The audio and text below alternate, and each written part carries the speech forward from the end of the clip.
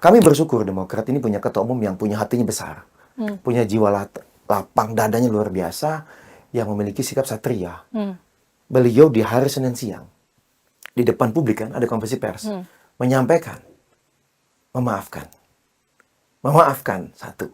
Yang kedua kemudian meminta kami semua kader move on. Kita buka lembaran baru. Yang Mas ketiga, AHY-nya bisa, Pak SBY-nya bisa nggak?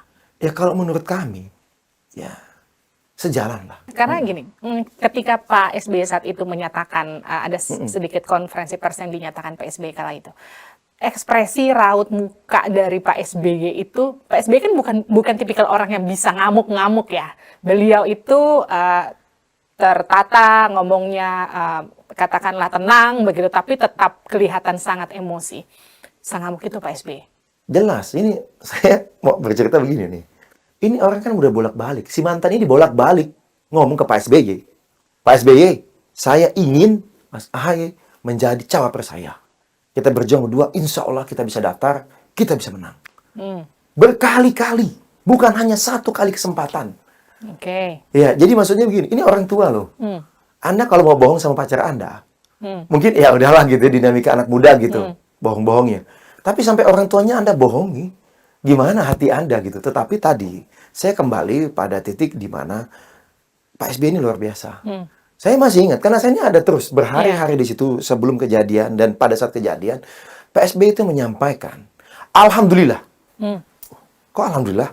Ya kita bersyukur. Kita ditunjukkan sosok sebenarnya dari mitra koalisi kita, mantan mitra koalisi kita, dan mantan baca pres yang kita usung. Inilah sosok sebenarnya. Tidak bisa dipercaya, tidak jujur. Ini tanggung jawab berat bagi kita, ke rakyat Indonesia. Kalau sampai kita masih berjuang bersama dia, di kampanye segala apa, lalu menang.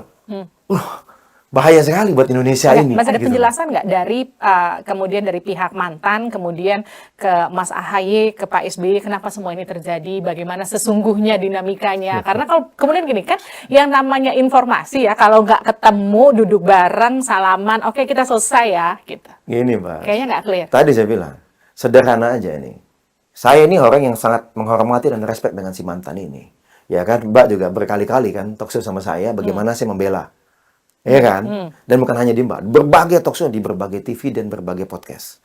Ya kan? Karena saya pikir ini adalah calon pemimpin yang baik buat negeri ini. Tetapi dengan kejadian kemarin, ada dua hal yang membuat saya kecewa. Dua kejadian.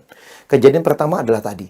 Mengapa kejadian Selasa malam kami baru tahu di Rabu tengah malam dan diniari dari orang lain, lalu kemudian pagi-pagi Kamis kita coba telepon, konfirmasi dia malah sedang di luar kota. Dan itu Mbak, baru bisa akhir kita putuskan, udah kita telepon aja lah. Jadi Kamis malam itu, kita telepon pada saat, oh iya maaf saya baru landing gitu. Ya taulah kan lama nih, ngomongnya masih dengan manis sekali nih gitu. Ya kan? Kemudian kita tanya, apa benar ada kesepakatan? Kesepakatan baru antara Nasdem dan PKB yang mengusung Anies Baswedan dan Muhaimin Iskandar. Iya benar. Yang jawab ini si mantan ini. Langsung by phone. Langsung by phone. Kemudian yang kedua, mohon maaf ini saya konfirmasi ya. Jadi cawapresnya ini Pak Muhaimin Iskandar ya? Iya benar. Oh ya udah makasih ya. Oh dia masih berusaha ngomong, kita tutup. Dan ada rekamannya. Oh kok lu merekam sih perbincangan pribadi? Ya kita tahu Mbak ada yang suka bohong. Jadi kita rekam. Jadi saya ada di lokasi. Saya ada di situ. Saya mendengarkan. Dan rekamannya kita putar kembali karena kita masih, ini bener ya? Putar lagi nih. Masih percaya nggak percaya? Nggak percaya. Bener nih ya dia, maksudnya setelah semalam kita dengar, kemudian kita langsung konfirmasi ini, Kamis malam ini ya, kita dengar ulang, bener, barulah kemudian dilaporkan. Dan ketika kemudian Pak Sudirman, saya sebut aja Pak Sudirman Said, informasinya kemudian menyampaikan ke pihak Demokrat bahwa memang sudah terjadi, saya pakai istilah nikah paksa, boleh nggak sih? Boleh, boleh dong. Kemudian terjadi, dan kemudian pada akhirnya, itu sampai ke telinga Demokrat, sampai kemudian ada telepon dari Demokrat ke mantan, ini belum ada konfirmasi apapun penjelasan. Tidak ada sama sekali. Kalau dikatakan katanya Pak Mas AHY ditelepon tidak diangkat. Ya itu setelah 2 hari buat apa Mbak? Dia tidak punya niat baik kok. Dia sudah mengambil keputusan secara sepihak.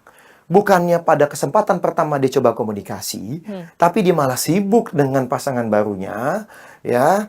Ibarat kata lo udah lamaran, terus lo nikah sama orang lain, lo udah terjadi pernikahan, baru lo mau kasih tau lamaran lo. Lah, iya, buat Tunangannya. buat apa? Maksudnya dia kan, ya udahlah, buat apa? Kita close, nggak ada hubungan lagi. Gitu. Yang sangat mengecewakan apa?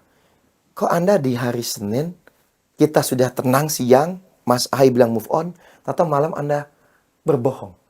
Berbohong apa tuh? Ya kan dia di podcast. Oke. Dia menyampaikan bahwa seakan-akan ada deadlock ini, itu. Jadi mau mencari pembenaran dia ini menikah. Dipaksa. Karena apa? Kami mau pergi. Nggak ada itu situasi genting, itu nggak ada. ada. Di 28, 29 tidak ada situasi genting ini. Dan ini terbuka, Mbak. Ternyata ini perselingkuhan ini. Bukan kemarin. Bukan baru mulai kemarin. Jadi, sudah sering terjadi. Saya ada talk show, ya, sebelum ini, di TV nasional juga. Silakan nanti dicek, saya nggak bisa sebut merek di sini ya. Teman yang diselingkuhi ini, yang dilamar ini, yang bicara, dia bilang, oh ini bukan dadakan kok. Ini bukan keputusan 30 menit. Tapi kita sudah bertemu 7 kali sebelum ini. Hah? Gitu.